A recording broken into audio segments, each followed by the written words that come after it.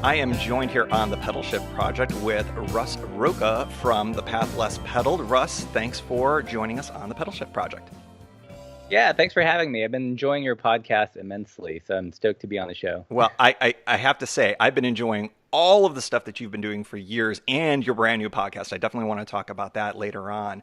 But you are sort of what I would say is one of the pioneers in sort of like getting into the social media aspects of bicycle touring. And I wanted to really kind of take a deep dive into all of that.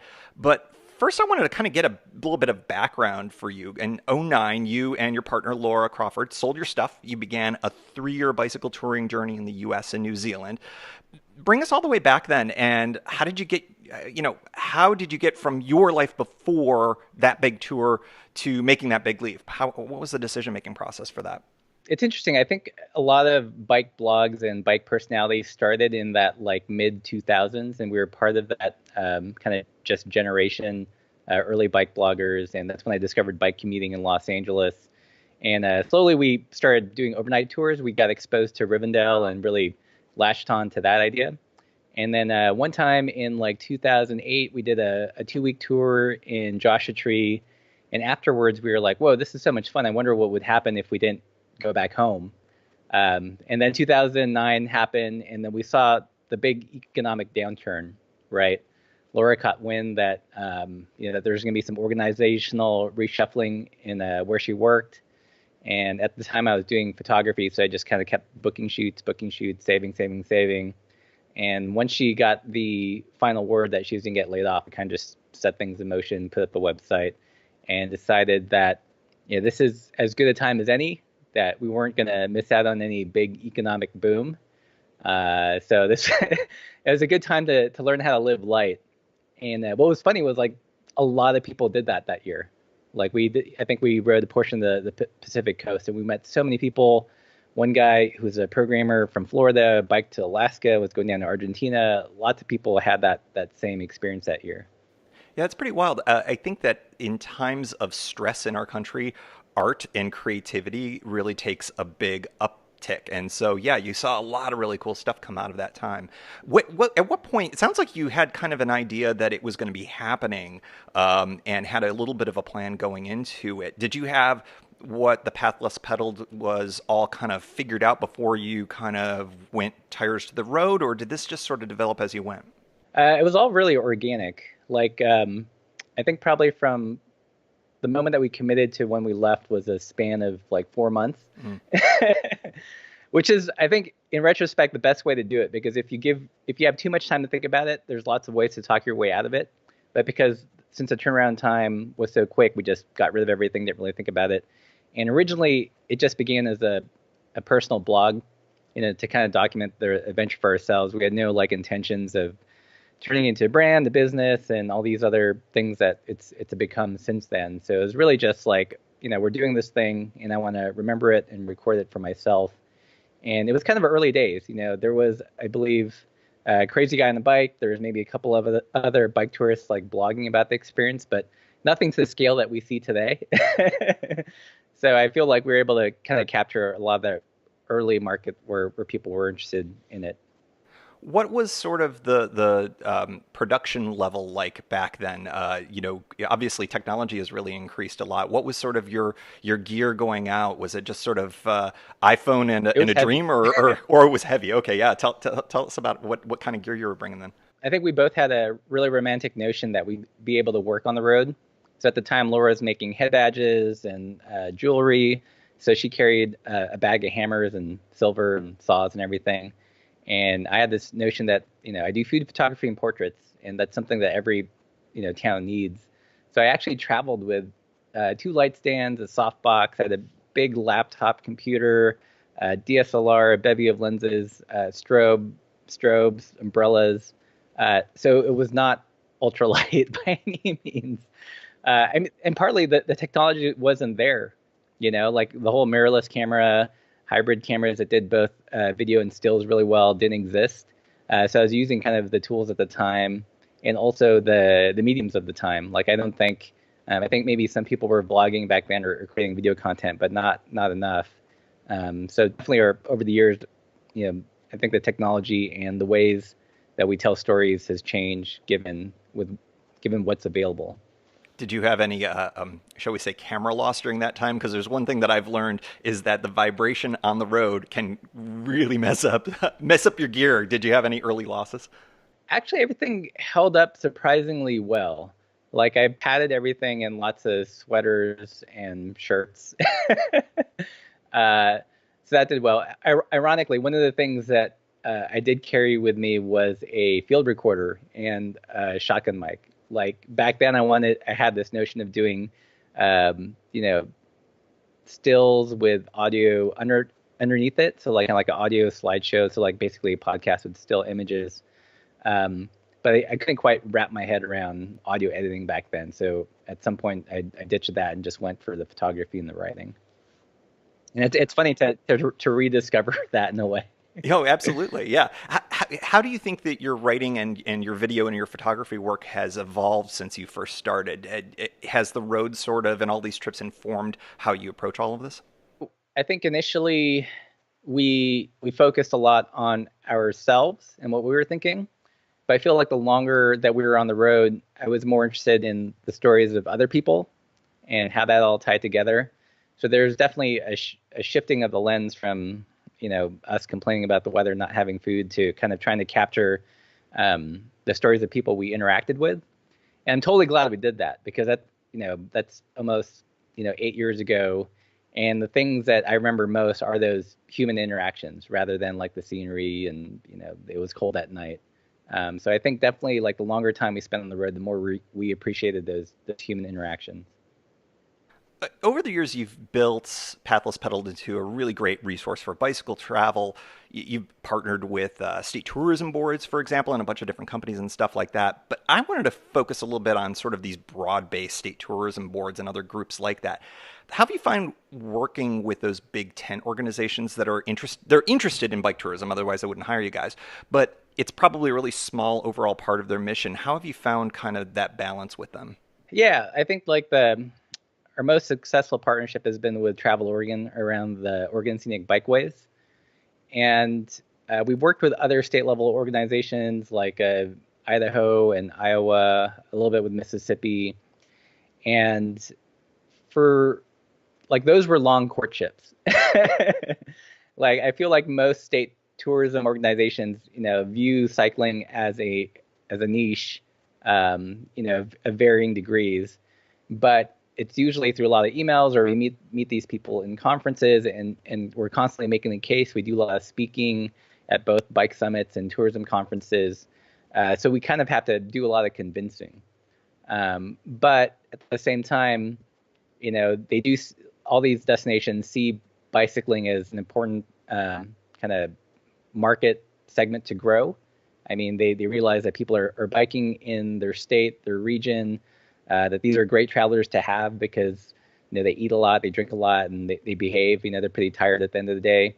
And also, for a lot of these destinations, especially ones with lots of rural areas, like they don't have to develop a lot. It's different from like developing, let's say, a trail of golf courses. You have to build that physical infrastructure. But for bicycling, you really just need basic hospitality. Actually, the fewer kind of things you have, the better, because there's generally less traffic. So as long as there's decent roads to ride, paved, gravel, or trail, and there's a place to stay and there's a place to eat, then almost any destination can kind of frame itself as a bicycling destination. I mean, there's leveling degrees of success, but I think most destinations we've interacted with understand that yes, they could do it. That it's something that they should explore in the future.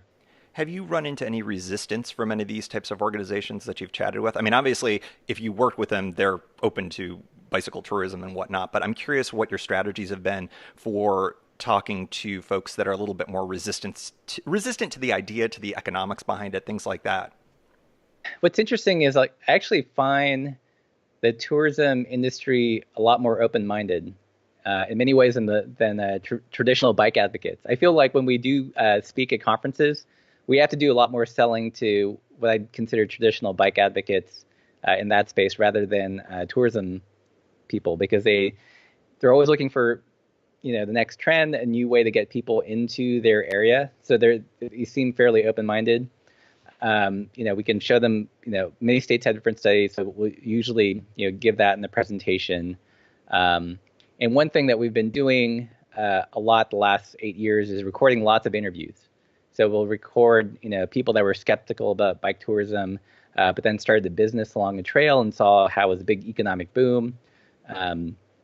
We've interviewed, city managers that in the Midwest that have embraced gravel grinding, but were first kind of wary, but then saw like this huge event brings people, to these places that people would just fly over, but now we're visiting on purpose and even year round. So we have all these interviews, and just we present lots of good case studies.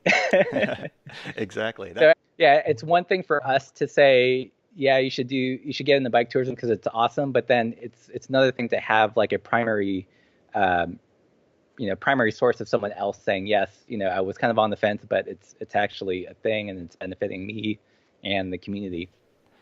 Do you find that your role as an advocate for bike travel, bike tourism has changed over the years? Has there been a different kind of focus in recent years than compared to when you started? Because it feels like we're in the middle of some kind of a change. I'm not sure if I can put my finger on what that is, but it feels like something's happening.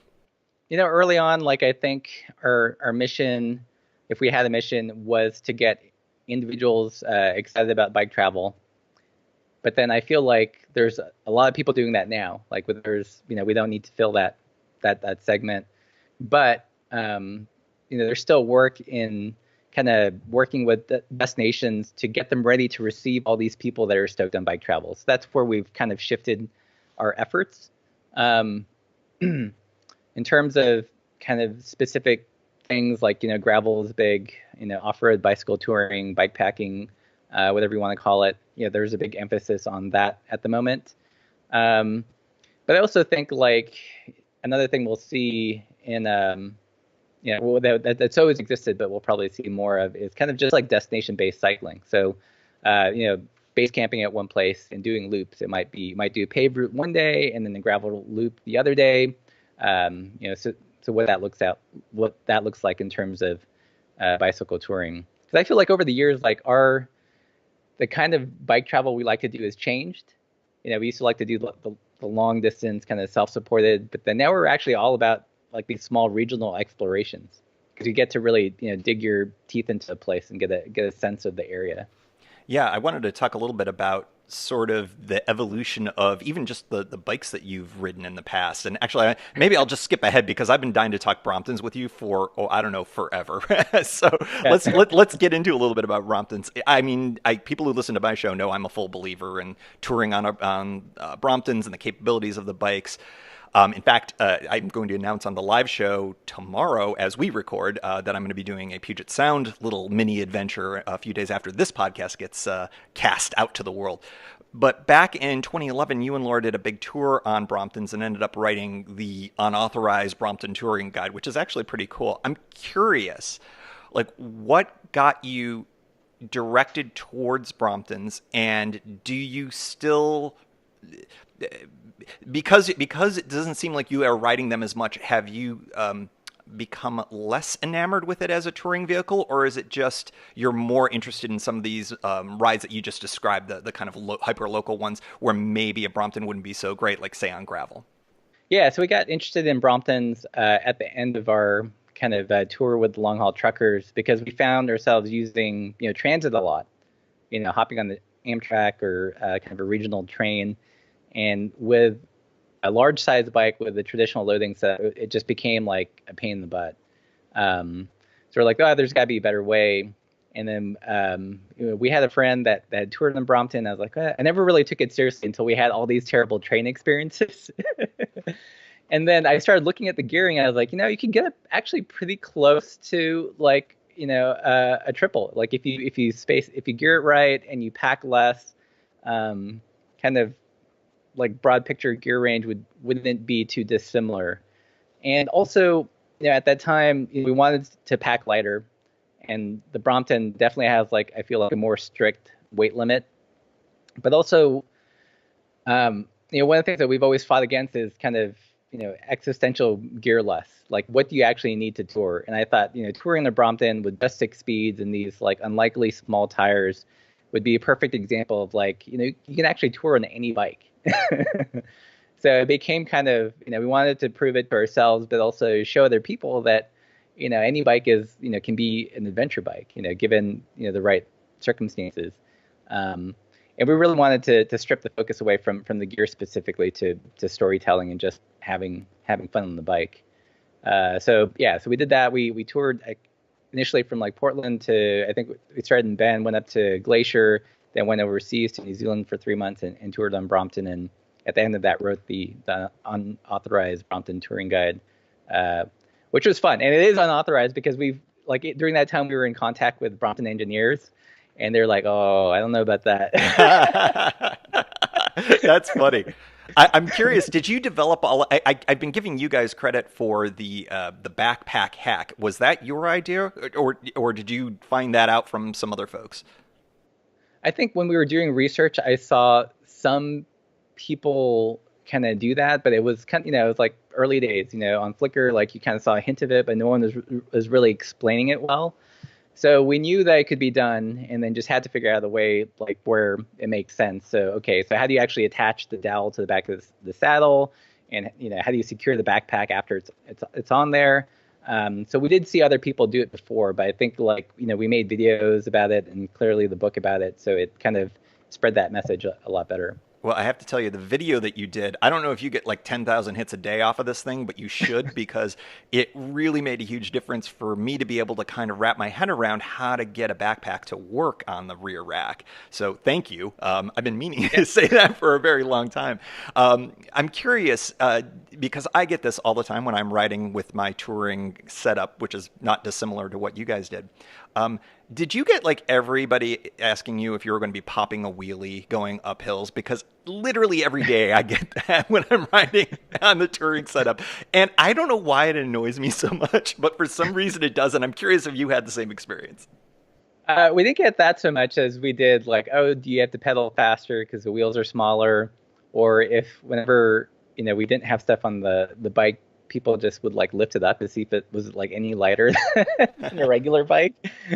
But yeah, definitely it raised a lot of eyebrows and questions. It was cool. It was cool to show people what's possible. Yeah.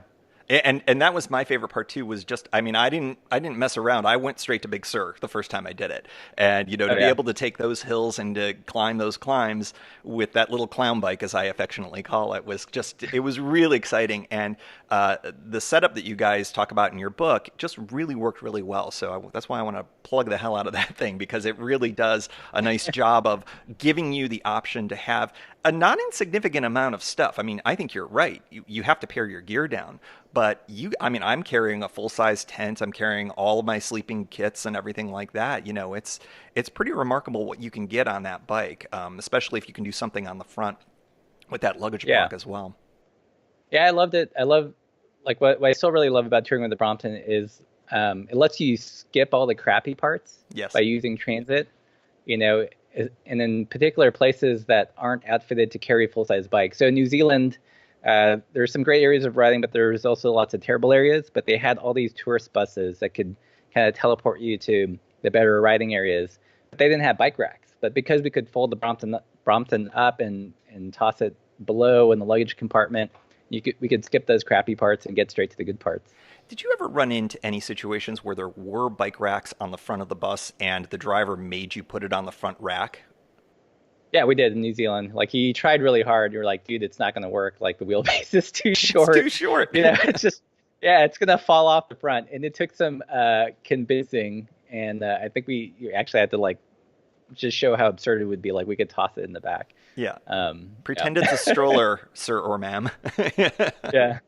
I also feel like that might have happened once in Oregon, taking the bus to Tillamook.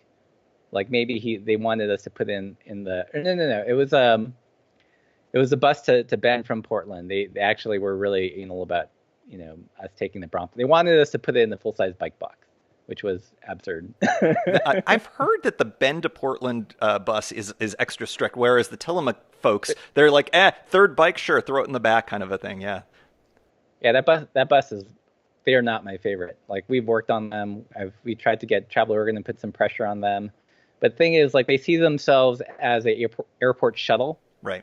for people going from Bend to Portland, and less like something for tourists. That So is a missed opportunity right there, right? yeah. You'd mentioned storytelling earlier in our chat, and I think that's one of the things that makes your work so much more dynamic is to weave in elements of storytelling. When you are going off on any of these types of trips, whether it's when you're hired for or one that you're doing on your own, do you go in with an idea on how to weave in a story, or do you mostly let it come to you through the lens as you go along? Um, it's shifted, I think, initially over time. Um, I think initially, like, I was like, oh, we're just film what happens and make a story out of it. But that's not very conducive to good storytelling sometimes. So usually when we go out on a trip, I'll have like a rough narrative arc, and a story has a beginning, middle, and an end. So definitely film a piece of camera in to set it up. Like, what's the beginning? What's the purpose? Like, I'm not a fan of those videos that you see that are kind of rambly and don't have a purpose. So I like to state that right up front. Okay, we're going to take Amtrak. We're going to ride Going to the Sun Road. So in that way, it's planned. But I do leave it open to kind of film those interactions, but all the while, like, kind of self-editing in my head for the narrative arc, and definitely at the end, put a cap on it just so that there's that sense of closure. So it's a balance of both. Like, some video kind of framing the experience so the viewer knows what to expect, being open to what the experience happens in the middle, but then also like closing it off at the end. Cool. Have you ever thought about doing any kind of larger scale projects like full documentaries or anything like that? Because I feel like that you're more than equipped to be able to do such things.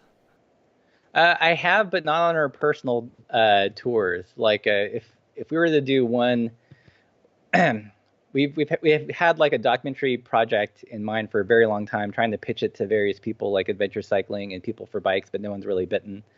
But it would be about this idea of rural economic development and bikes through bike travel.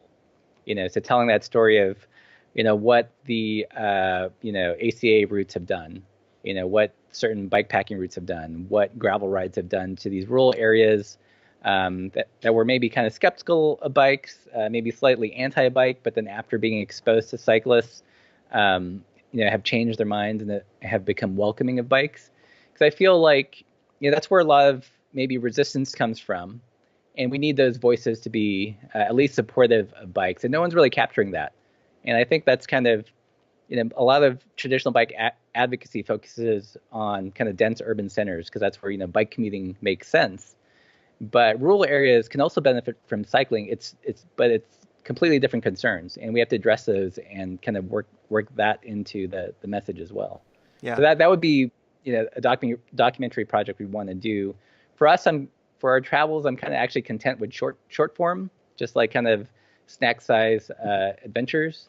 Um, just because I feel like you go too long on any kind of bike travel narrative, it ends up being complaining about the weather or a hill or something, rather than like kind of interesting, I don't know, like interactions.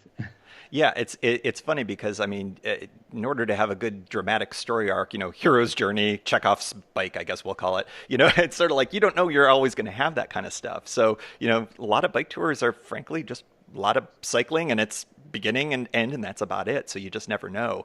But when you do get those kind of moments, it's always kind of fun to be documenting them. So Yeah. I think it's easier to have like a more sharply focused story in a smaller trip, like either, riding around the route or, riding to a particular destination. Then you can kind of wrap your head around, what that narrative would be rather than something so long and open ended. have you been getting into drones? What do you think about what are you using these days, and what do you think about it in the realm of using it to document a bike tour, whether kind of at the scale that you guys do it, or somebody out there who's just like, hey, I'd like to send a cool shot of me biking on this trail back home. I really have mixed feelings about drones. We have them and we use them, but I was kind of dragged into using them because I feel like they're kind of crutches for storytelling. They're Mm, good, like eye candy to suck a viewer in, but I feel like they tend to be overused and they don't really add to the narrative. I mean, like, you can maybe use it in the beginning to have an establishing shot, maybe at some kind of climax when you hit a peak, but then that's all I don't want a drone shot of you eating something or um, so like I use it, but I use it sparingly. We have we have two drones, one for paid work, which is a Phantom 4, and then for our personal stuff, we'll use the Spark, the little small one. And you get about 11 minutes of flight time per battery. So, you can, you have to be really purposeful about how you use it. I think it's a tool. I think it gets overused. Actually, a lot of our recent vlogs, I've just been using a GoPro because I really wanted to strip away like all the technology and see if I can just get away with like pure narrative and what that would look like. But depending on the ride or what we're doing, I'll use a drone, but it's not my primary tool. I feel like a lot of people are using the drones because they're like, if I hauled this thing all the way out here, I am going to use it. I'm going to drain every ounce, every last electron out of that battery and get tons of shots. So maybe that's it. Yeah. I mean, it's a quick. Well, I would say quick. It's a accessible way to increase the production value of any video. Like I feel like it's like boom. Oh, it's cool looking, but I feel like many bike videos kind of over rely on the drone, and like many, I'm a big consumer of bike video media, both as like a creator and just like a critic. And, there a lot of videos have no story. It's like beautiful footage and music, which is cool to watch, but then it feels like empty calories after a while. It's like you're not, giving me any beta or information or sucking me in. You're kind of feeding the eyes, but not, I don't know, the soul.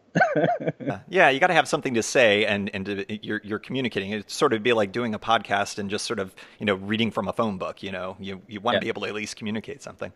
I want to talk a little bit about relationships because the kind of preamble to this is I think I've talked about this on the pod. I spent about 3 months in an RV for my girlfriend's book tour a few years ago, and it was 19,000 miles, and I found the dynamics of traveling in that small space really eye-opening. She does not bike tour. So you, however, have ridden with your partner for a lot longer than that. And I'm curious what kind of advice or insight that you've gotten over the years traveling with Laura and advice for folks who are going to be traveling with their partners on bike tour, because I have a ton of listeners who have that exact dynamic. Right. Yeah. Not only did we travel together, but we've operated Pathless Pedaled as a business together pretty closely. And I mean, one of the first things to go is privacy. So I think acknowledging that although you love each other, it's okay to have like quiet downtime at the end of the day. You don't have to have that intense kind of conversation all the time because you're seeing the same things. So that was a weird thing to be so close, but then actually talk less sometimes at the end of the day, but realizing that that's okay because we've had so many shared experiences. So that and I think early on we really kind of figured out what our individual strengths were. So there was like a little bit of a division of labor, like, okay, I would do these tasks and Laura would do these tasks, and then kind of respecting those. So I think those would be I mean, like understanding that you're not going to be talking all the time and that's okay is like a big part of it. I totally hear you, and that's almost exactly what I would say. I'm the extrovert of our relationship, and she's the introvert. And one thing that I had to learn was that having that quiet time at the end of the day, it wasn't her being mad at me. That wasn't anything like Yeah. that. That was just reality and just how we operate differently, even though we've been together for 14 years now. So Yeah. it's been a while. It's been a while. Do you like traveling solo? Do you find uh, that scratches an itch that's different than traveling with Laura? Um, hmm. Don't worry, nobody's listening to this. I mean, I feel like I actually, I feel like I like traveling with Laura the best because when I travel solo, I'm always thinking, oh, Laura would really dig this, So it almost kind of defeats the purpose. 'Cause I'm always like filtering the experience through my eyes of like, oh, I want to bring Laura back here. So I definitely, I think I mean, I'll do a solo trip, but it somehow feels less fun for me. Is she? You've gotten into fishing, or at least maybe you've always been into fishing, but at least I've been noticing it more in the last couple of years or so. Is she as into fishing as you are, or is that sort of your thing? No, she's gotten into fishing the last couple years. Like at first, it was for a long time it was just my thing, and then we went fishing on the Deschutes River once during one of the big famous fly hatches, and she's kind of like I don't know if I'm gonna catch anything, and then she got a fish, and that kind of changed the game. And like since then, she's been really into it. So it's been like an authentic like incorporation into our lives. And now we live in Montana. There's literally like a trout creek about a block and a half away. Oh wow. So we can scratch that itch, when the weather's nice or when the creek's open. Oh, that's fantastic. Is there any place where that you've got your eye on from a fishing standpoint that you want to get to by bike that you haven't done yet? There's a lot of undiscovered, or for us, like undiscovered territory in like Montana. I mean, there's just so many good rivers here. So piecing those together, a lot of stuff in Idaho. Um, it's we've just barely scratched the surface. There's this route called the Bitter Route 300 that uses the Trail of the Quarter Lanes and connects to gravel roads, and a lot of that is surrounded by awesome fishing. So I think that's one of the next trips that we're gonna plan on doing. Oh, that sounds awesome. Sounds really good. We kind of touched on it a little bit earlier, but to kind of close things out, I, I'm curious what your thoughts are on the future of bike tourism and what it's looking like from your vantage point, and also what the Path Less Pedaled is going to do in reaction to all of that. Because I feel like that, as you talked about, the Path Less Pedaled has evolved over time. How is that going to be happening vis-a-vis the changes that you foresee with bike tourism? So when I talk about bike tourism, I'm definitely thinking about like working with destinations and everything, and less about the individual experience of traveling by bike. I think we're going to still see more destinations get on board. For a while, like, Travel Oregon or the state of Oregon is really carrying that flag really high, and lots of states look up to Oregon. And now that they've kind of maybe not been as vocal and visible, some destinations are kind of might be like wait and see to see what's happening next. But there's still many that are into it. I think probably the biggest opportunity is in off-road destination bicycling. So for areas to realize that yes, gravel grinding is a thing, maybe we should create some events, but beyond the events, kind of somehow institutionalizing these routes. So for example, I'm actually working on another podcast that's different from the one that we have, and it's going to focus specifically on the concept of bike tourism. So one episode is all gravel rides. So I just interviewed the folks that do Dirty Kansas, the event promoters and the city officials, and the same thing for Barry Roubaix and the event organizers and the city officials to kind of look at this synergy. And if you look at an event like Barry Roubaix, it's fascinating because it's a small town, Hastings, Michigan. They have this event, biggest gravel ride in the States, and the city went the step further to actually permanently sign those gravel routes. I mean, to my knowledge, this is like the first in the country, for municipality to see, the value of this off-road cycling or off-pavement cycling event, and kind of be really supportive of signing it year-round. And that's what they're seeing. They're seeing people come do the event during the weekend, but then also ride it year-round, and it's become like a destination. So I think we'll see more of that in varying degrees. But that's a fascinating story. I mean, it'll be out on that's the first podcast episode I'm going to be working on for the bike tourism specific one. So that'll be one trend. And for us, it's we're always morphing.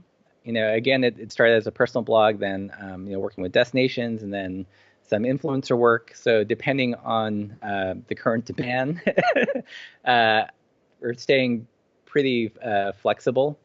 Just finger on the pulse, like trying to anticipate trends and fill those gaps. Well, you have been doing that for years and putting out such great stuff. You can check Russ's stuff out at pathlesspedaled.com. The YouTube channel, it's Pathless Pedaled, I assume, as well. Yeah, if you search for Pathless Pedal on YouTube, it should show up. It should. It should. And most importantly, perhaps, you have joined the ranks of podcasting, and it is a great listen. So go check that out on your favorite podcast app. I think you're on all the SoundClouds and the Stitchers and all that other stuff as well. That's the Pathless Pedal podcast. And now it sounds like you've got another one kind of brewing as well. So that's exciting as to be listening to. Russ, thanks so much for joining the Pedalshift Project. Yeah, thanks for having me.